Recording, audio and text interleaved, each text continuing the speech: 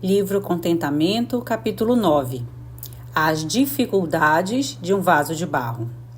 As mulheres fiéis de hoje têm uma grande necessidade de contentamento.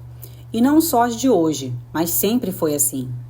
Nunca existiu nem jamais existirá uma era, seja passada, seja presente, seja futura, em que as mulheres piedosas não precisaram ou deixarão de precisar de uma fé ativa e de uma esperança fixada em Cristo, não importando quais sejam os nossos problemas e desafios particulares. Devemos nos lembrar de quem somos e do que Deus está realizando. E uma das melhores maneiras de nos lembrarmos disso é olhando para a vida do apóstolo Paulo. Ele diz: "Temos, porém, este tesouro em vasos de barro, para que a excelência do poder seja de Deus e não de nós." 2 Coríntios 4:7. Esse versículo pode nos ajudar a entender como nossos problemas são, na verdade, um elemento necessário para aprendermos sobre o contentamento. A qual tesouro Paulo está se referindo aqui? Se dermos uma olhada no versículo 4, vemos que se trata da luz do Evangelho da glória de Cristo, que brilha em nosso coração. Paulo explica que assim como Deus deu existência à luz por meio da sua palavra em Gênesis 1:3, ele tem falado com o mesmo poder criador para trazer luz ao nosso coração obscurecido. 2 Coríntios 4:6. Este é o inestimável tesouro, entre aspas, do Evangelho da glória de Cristo. E onde o nosso bom e grandioso Deus guarda este tesouro extraordinário? Ele o colocou em vasos de barro insignificantes, em vasos de barro, no coração dos membros do seu povo, que são, assim como Adão, feitos de barro. Vasos de barro é uma metáfora apropriada para nós, porque fomos feitas a partir do barro e colocadas na fornalha para que nos tornemos humildes recipientes que armazenam tesouro. Não vasos de ouro, nem de mármore, nem de cristal, ou de prata refinada, mas um barro feito de terra. Agora, por que Deus colocaria o seu tesouro inestimável dentro de vasos tão indignos? Paulo nos dá a resposta: para que a excelência do poder seja de Deus e não de nós. O maravilhoso poder da sua bondade brilha com mais glória quando colocado em vasos de barro. E como esse tesouro brilha ainda mais? Se continuarmos seguindo o raciocínio de Paulo em 2 Coríntios, veremos que ele toma brilho especial e particular quando o vaso de barro está com um monte de dificuldades. Vou repetir. Ele toma brilho especial e particular quando o vaso de barro está com um monte de dificuldades. O apóstolo Paulo foi separado para passar por dificuldades. Quando Deus enviou Ananias para impor as mãos sobre Paulo, o Senhor disse: "Este é para mim um instrumento escolhido. Eu lhe mostrarei quanto lhe importa sofrer pelo meu nome." Atos 9, 15 e 16. Com efeito, Paulo padeceu muitas coisas pelo nome de Cristo. É por isso que ele pode nos dar um ensino especial sobre como nos contentarmos em meio às dificuldades por quais passamos hoje. Embora nossas dificuldades possam parecer pequenas em comparação com as de Paulo, nossas dificuldades continuam sendo as dificuldades de vasos de barro. Os versículos seguintes do texto acima nos dizem que Paulo foi atribulado em tudo, porém não angustiado, perplexo, porém não desanimado, perseguido, porém não desamparado, abatido, porém não destruído. Versos de 8 a 9. Aparentemente, vasos de barro não têm moleza. Do lado de fora são rodeados de dificuldades, são atribulados, perseguidos, abatidos, mas do outro lado de dentro, onde o tesouro se encontra, não são angustiados, desanimados, desamparados e nem destruídos. Como isso é possível? Lembre-se, Paulo aprendeu o segredo de estar contente e nós também podemos aprendê-lo. Por termos a dependência de fixar nossos olhos, por termos a tendência, de fixar nossos olhos naquilo que pode ser visto, ou seja, as dificuldades, podemos não notar o que está ocorrendo dentro dos vasos de barro isto é, onde o tesouro está. Essas coisas invisíveis são as que precisamos ver pela fé, tal como Paulo. Pois em meio a todas as dificuldades próprias dos vasos de barro, Paulo diz: por isso, não desanimamos, pelo contrário, mesmo que o nosso homem exterior se corrompa, contudo, o nosso homem interior se renova de dia em dia. Portanto, enquanto caminhamos pela fé, veremos nosso homem exterior se corrompendo até morrendo. Não obstante, nosso homem interior pode ver a glória presente e a glória vindoura. Isso não só nos encoraja ao contentamento em meio aos problemas, mas também nos dá esperança para o futuro. E quanto mais praticamos o estar contente, mais nós perceberemos que o nosso espírito se renova. Alguns capítulos depois, no capítulo 6, de 4 a 10, Paulo nos dá outro relato dos seus problemas nessa famosa passagem.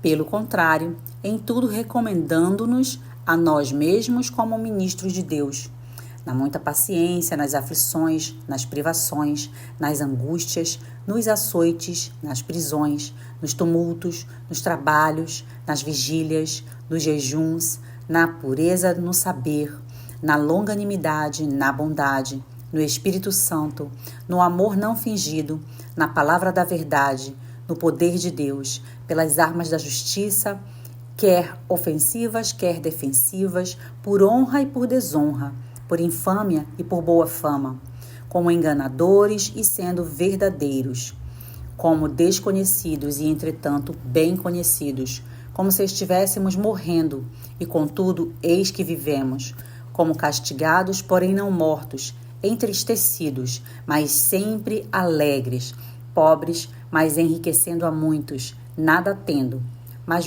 mas possuindo tudo. Aqui pode-se ver outra lista de dificuldades por que vasos de barro passam. Tribulações, necessidades de todos os tipos e angústias. Quando um navio está afundando, ele emite um alerta de perigo. Você alguma vez já precisou emitir esse alerta? Paulo já. Além disso, ele foi açoitado, aprisionado, esteve em tumultos, em trabalhos duros de todos os tipos, ficou sem dormir, faminto, foi acusado de ser maligno, sofreu infâmias, foi privado de amigos, esteve como que morrendo, foi castigado, ficou entristecido, pobre e nada tendo. Ainda assim, Paulo coloca essas dificuldades próprias de vaso de barro em contraste direto com o tesouro interior. Pureza, conhecimento, paciência, bondade, o Espírito Santo, amor não fingido, a palavra da verdade, o poder de Deus e a armadura da justiça.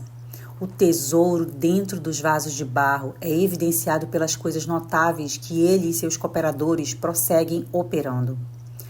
Eles se alegram, eles se entregam e viveram como se possuíssem um mundo. E isso é contentamento na sua melhor forma. Espero que você entenda que o contentamento é possível em meio às aflições mais intensas. Na verdade, é nessas circunstâncias que a bondade, a força e a graça de Deus mais brilham. Porém, a coisa mais extraordinária ainda está por vir.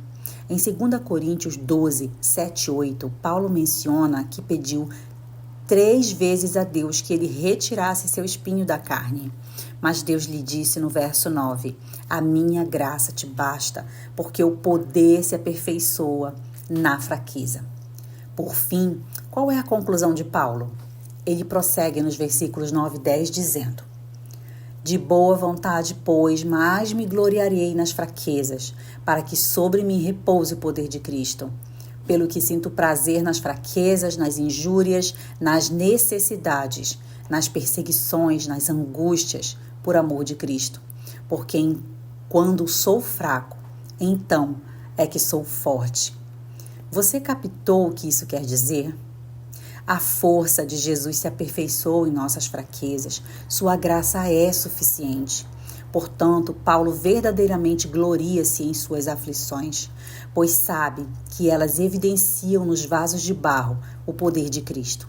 Além do que, e está aí algo bem surpreendente, Paulo tem prazer nessas coisas. Ele tem prazer nas enfermidades, que são fraquezas físicas, nas repreensões, ou seja, quando os outros o acusam ou o insultam, em toda forma de necessidade, seja física, emocional, espiritual, na perseguição, quando está sendo preso ou açoitado, na angústia, quando ele precisa enviar uma mensagem de SOS, por exemplo. Ele tem prazer nessas coisas por saber o que é ter poder de Cristo repousando sobre si. Em sua fraqueza, sua maior força é evidenciada.